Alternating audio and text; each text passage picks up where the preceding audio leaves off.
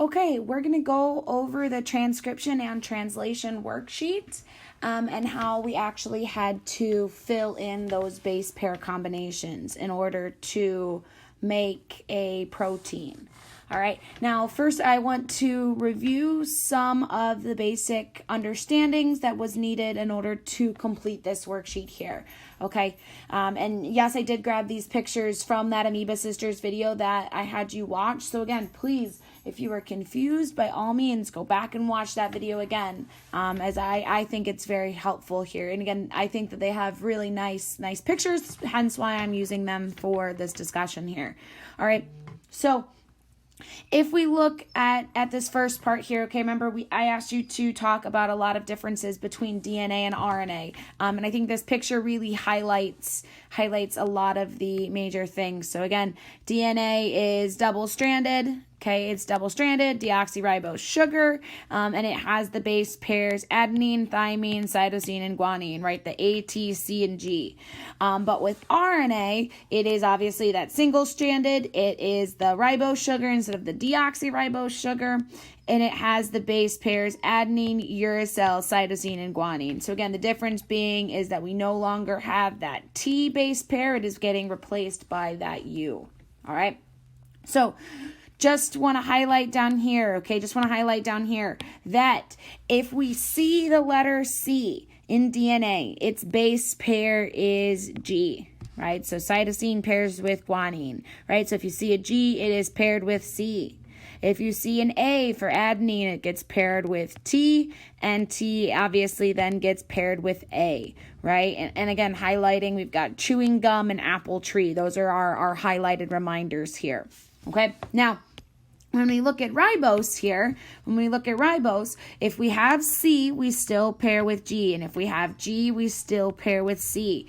Now, the difference being here is that I actually lied to you when I wrote that T right there, right? We no longer have thymine, we have uracil.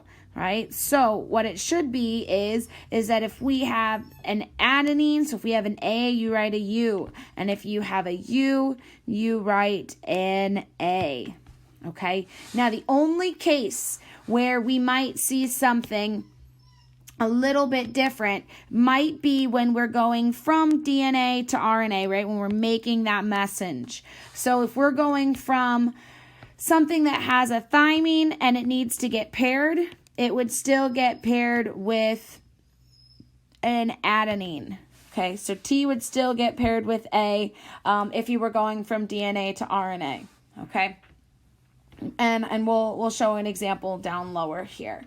All right, now want to highlight the next thing is, so how this process works, how transcription works, is that it opens up a small section of that DNA coding. Okay, so this would be closed, that side is closed, it just opens up a small section where it has the DNA template, right, that we're looking for. It has the code for the specific protein that we are looking for.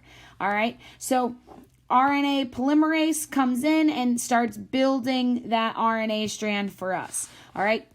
And what you can see here is that we use base pair rules. So when we had a T for DNA, we would put an A for RNA, right? And that polymerase is the one that is linking those together and making sure that they match up.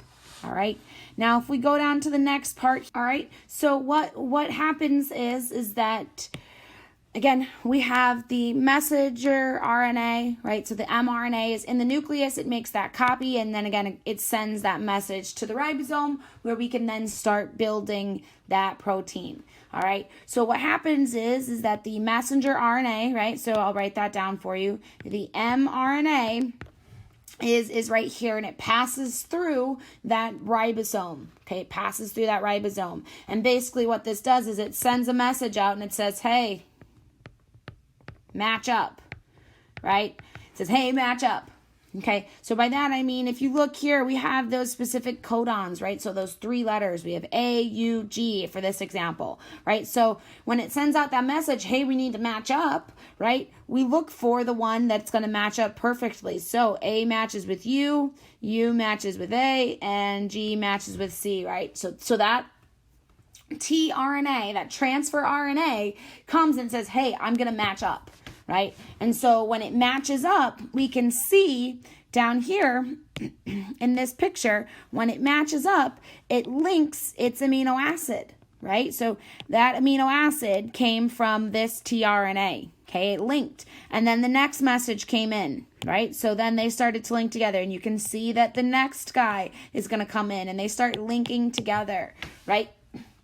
And just a reminder, okay, each one of those circles, again, is an amino acid, right? And when we add multiple of them together, we make our protein. Okay, so again, it's calling the individual amino acids, all right? So that codon calls for an individual amino acid, right? And the tRNA brings them in and transfers, and then they start linking together, all right? So when we scroll down here, okay, just to read a couple things, DNA transcribes the instructions, right? So it makes a copy of the instructions on the mRNA so that we can then have this process done. All right. Then when we have the mRNA and tRNA work to translate the information by working together in a ribosome. So in that rRNA. Okay. So again, we go from transcription, which is making the code, to translation, which is actually processing and building that protein or that polypeptide. All right, so bringing that polypeptide. Okay, and what I want to highlight here too is that we have this amino acid decoding sheet, right? So this is where you're going to match the mRNA codon to an amino acid. All right, and again, it says it down here. You match the mRNA codon to find the specific amino acid, right? And we'll walk through a couple of these examples together. All right, so when we are doing this process, okay, we can clearly see that this guy matched up. You had A with U, C with G, C with G, right? So this is the new mRNA. Well, it's the same mRNA, right? But now we call them codons because we're looking for 3 specific guys, right? And so when we went down, we looked for UGG, okay? So then we would come down to our code, UGG. That is tryptophan or TRY, okay? So they went from finding this mRNA codon to the amino acid, which is TRY, all right?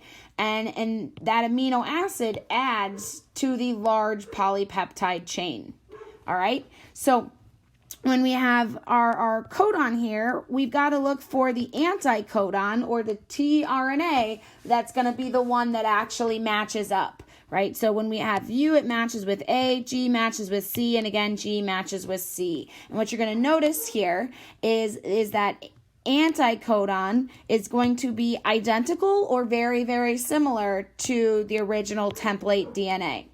All right, so if we go down to the next example here, we have GTA, okay? So in RNA, G would match with C, G would match with C, T would match with A, and A would match with not T anymore, but now it is a U. So we have CAU, CAU.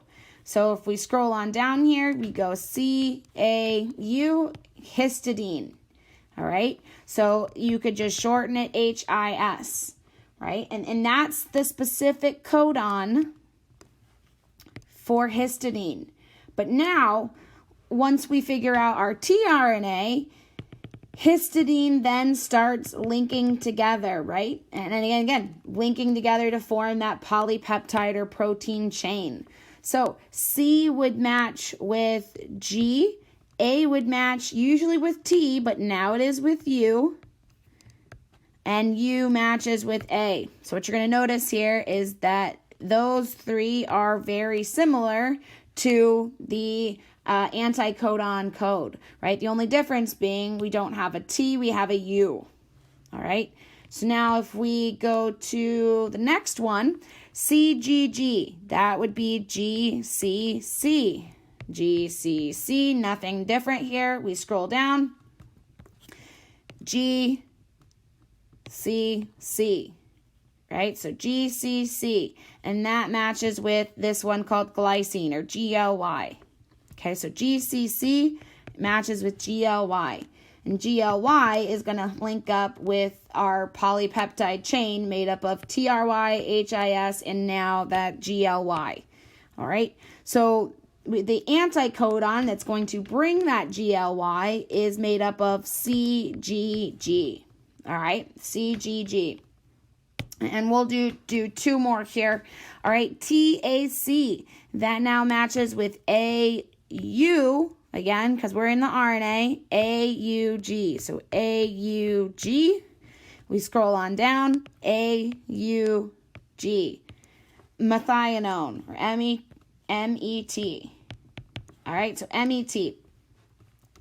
MET adds over here. AUG, and the codon matches with the anticodon of UAC. Again, almost identical, but the main difference being instead of having a T, you have a U.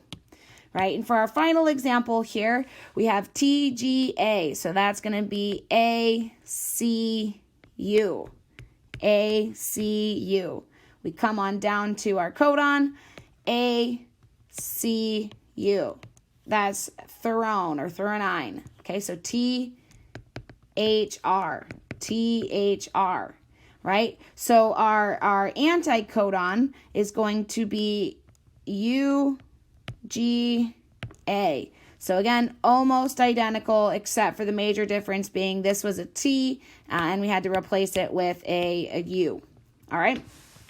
So you would do this for the entire mRNA. And the goal would be is that by the end of it, we would build the entire protein chain, right? Because we need this entire protein chain to do whatever process it's going out to, right? And we'll talk about this, but basically this chain could stand for anything, right? Again, it depends on what protein we're looking at. We've been using the example of eyes and stomach, right? We want to be specific. So for this one, this might be the code to have blue eyes, right? It could be the code to have blue eyes. So if we have this entire code, right, it would say you're going to go make a blue eye colored cell. All right. So that's how this process works.